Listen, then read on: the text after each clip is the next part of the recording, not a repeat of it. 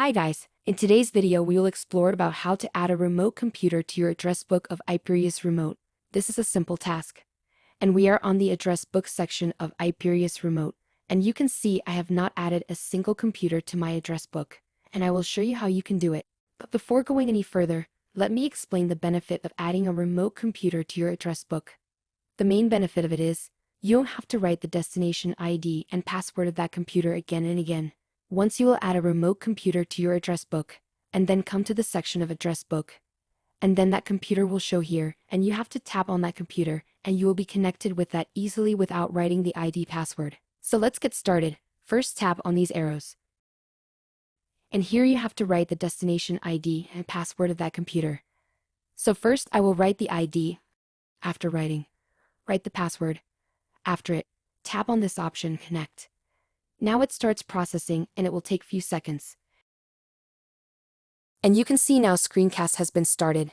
And if I tap on this window icon which is on the left bottom, now I have remote access to that computer and I can do whatever I want with this computer. Now time to add this PC in our Iperius address book. For this, take a look on the right side of computer screen. Here you will see 3 lines. Just tap on these lines. And in this menu, you have to tap on the third option, which is called Address Book. Now wait for a while because it will load all the available groups of Iperius Remote.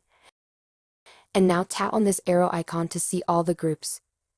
And here are all the groups. I'll add this in my shared computer group, so that's why I'm tapping on it. And tap on this option Assign, and tap on the option Yes. Now this PC has added to my address book, and let me show you by closing this screencast. Now I'm tapping on this option Address Book. Just wait for a while because it will load all address books. And here you can see the computer has been added to address book. Now if I tap on it, it will start connecting and I don't need to write the destination ID and password again and again.